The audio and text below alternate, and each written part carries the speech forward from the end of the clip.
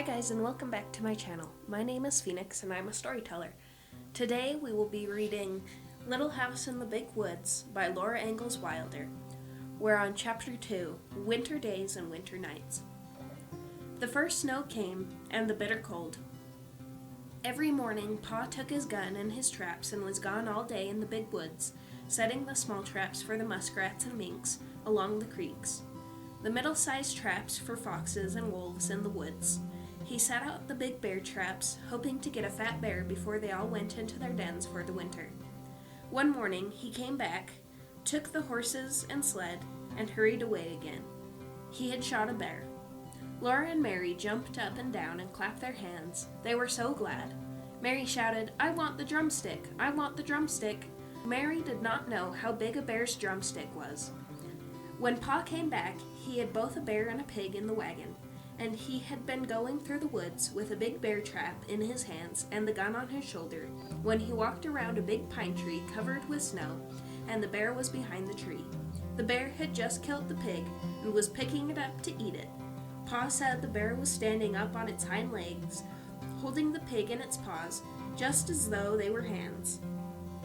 Pa shot the bear, and there was no way of knowing where the pig came from nor whose pig it was. "So I just brought home the bacon," Pa said. There was plenty of fresh meat to last for a long time. The days and nights were so cold that the pork in a box and the bear meat hanging in the little shed outside the back door were solidly frozen and did not thaw. When Ma wanted fresh meat for dinner, Pa took the axe and cut off a chunk of frozen bear meat or pork, but the sausage balls, or the salt pork, or the smoked ham and the venison, Ma could get for herself from the shed or the attic. The snow kept coming till it was drifted and banked against the house. In the morning, the window panes were covered with frost and beautiful pictures of trees and flowers and fairies. Ma said that Jack Frost came in the night and made the pictures while everyone was asleep. Laura thought that Jack Frost was a little man all snowy white, wearing a glittering white pointed cap and soft white knee boots made of deerskin. His coat was white, and his mittens were white, and he did not carry a gun on his back, but in his hands he had shining sharp tools, with which he carved the pictures.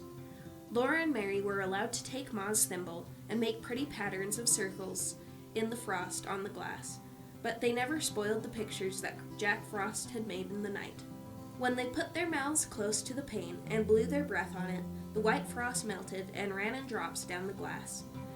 Then they could see the drifts of snow outdoors and the great trees standing bare and black, making thin blue shadows on the white snow. Laura and Mary helped Ma with the work. Every morning there were the dishes to wipe. Mary wiped more of them than Laura because she was bigger, but Laura always wiped carefully her own little cup and plate. By the time the dishes were all wiped and set away, the trundle bed was aired. Then, standing one on each side, Laura and Mary straightened the covers, tucked them in well at the foot and the sides, plumped up the pillows, and put them in place. Then Ma pushed the trundle bed into its place under the big bed. After this was done, Ma began the work that belonged to the day. Each day had its own proper work. Ma used to say, "Wash on Monday, iron on Tuesday, mend on Wednesday, churn on Thursday, clean on Friday, bake on Saturday, rest on Sunday." Laura liked the churning and baking days best of all the week. In winter, the cream was not yellow as it was in summer, and butter churned from it was white and not so pretty. Ma liked everything on her table to be pretty, so in the winter time she colored the butter. After she had put the cream in the tall crockery churn and set it near the stove to warm, she washed and scraped a long orange-colored carrot. Then she grated it on the bottom of the old leaky tin pan that Pa had punched full of nail holes for her. Ma rubbed the carrot across the roughness until she had rubbed it through the holes, and when she lifted up the pan there were soft, juicy mounds of grated carrot. She put this in a little pan of milk on the stove, and when the milk was hot she poured milk and carrot into a cloth bag. Then she squeezed the bright yellow milk into the churn, where it colored all the cream. Now the butter would be yellow. Laura and Mary were allowed to eat the carrot after the milk had been squeezed out. Mary thought she ought to have the larger share because she was older, and Laura said she should have it because she was littler. But Ma said they must divide it evenly. It was very good. When the cream was ready, Ma scalded the long wooden churn dash, put it in the churn, and dropped the wooden churn cover over it. The churn cover had a little round hole in the middle, and Ma moved the dash up and down through the hole. She churned for a long time. Mary could sometimes churn while Ma rested, but the dash was too heavy for Laura. At first, the splashes of cream showed thick and smooth around the little hole. After a long time, they began to look grainy. Then Ma churned more slowly, and on the dash there began to appear tiny grains of yellow butter. When Ma took off the churn cover, there was the butter in a golden lump, drowning in the buttermilk. Then Ma took out the lump with a wooden paddle into a wooden bowl, and she washed it many times in cold water, turning it over and over, working it with the paddle until the water ran clear. After that, she salted it. Now came the best part of the churning. Ma molded the butter. On the loose bottom of the wood butter mold was carved the pictures of a strawberry with 2 strawberry leaves.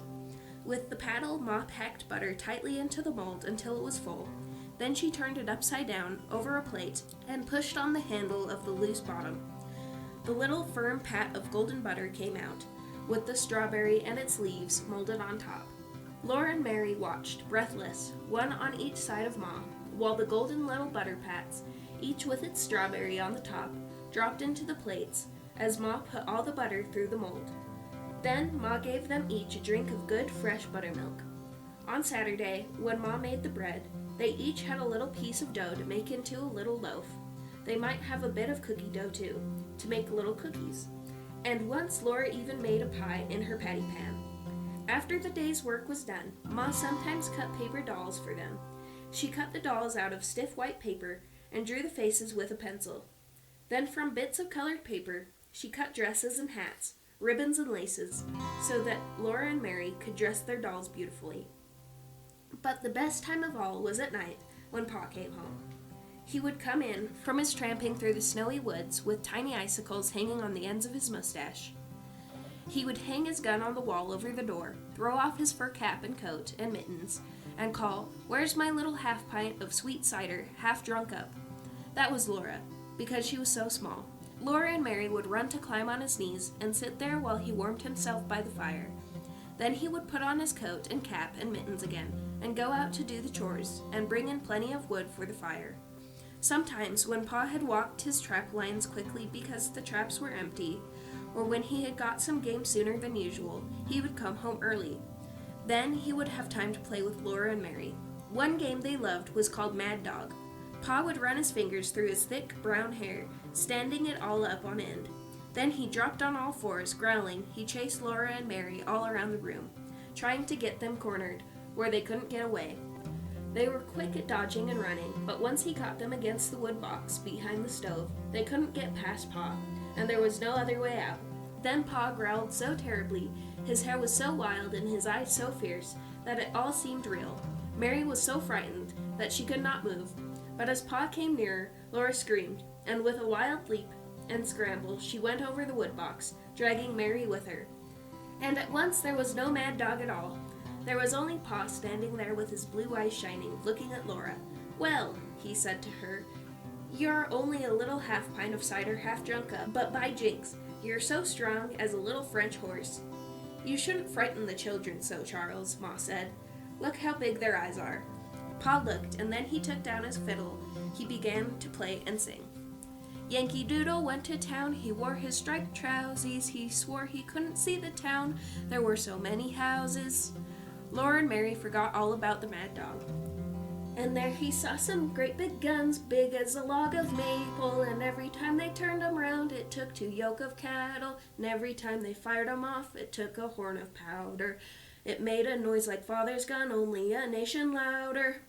Pa was keeping time with his foot, and Laura clapped her hands to the music when he sang, "And I'll sing Yankee Doodly Doo, and I'll sing Yankee Doodle, and I'll sing Yankee Doodly Doo, and I'll sing Yankee Doodle." All alone in the wild big woods, the snow and the cold and the little log house was warm and snug and cozy. Pa and Ma and Mary and Laura and baby Carrie were comfortable and happy there, especially at night.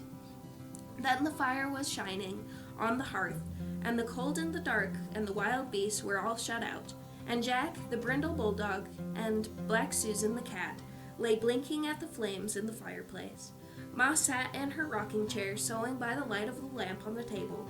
The lamp was bright and shiny. There was salt in the bottom of its glass bowl with the kerosene, to keep the kerosene from exploding, and there were bits of red flannel among the salt to make it pretty. It was. Laura loved to look at the lamp with its glass chimney so clean and sparkling, its yellow flames burning so steadily, and its bowl of clear kerosene colored red by the bits of flannel. She loved to look at the fire in the fireplace, flickering and changing all the time, burning yellow and red and sometimes green above the logs, and hovering blue over the golden and ruby coals. And then Pa told stories. When Laura and Mary begged him for a story, he would take them on his knees and tickle their faces with his long whiskers until they laughed aloud. His eyes were blue and merry. One night Pa looked at Black Susan stretching herself before the fire and running her claws out and in, and he said, "Do you know that a panther is a cat, a great big wild cat?" "No," said Laura. "Well, it is," said Pa. "Just imagine Black Susan bigger than Jack and fiercer than Jack when he growls. Then she would be just like a panther." He settled Laura and Mary more comfortably on his knees, and he said, "I'll tell you about Grandpa and the panther." "Your grandpa?" Laura asked. "No, Laura, your grandpa, my father." "Oh," Laura said, and she wriggled closer against Pa's arm. She knew her grandpa. He lived far away in the big woods in a big log house. Pa began, "The story of Grandpa and the panther. Your grandpa went to town one day and he was late starting home.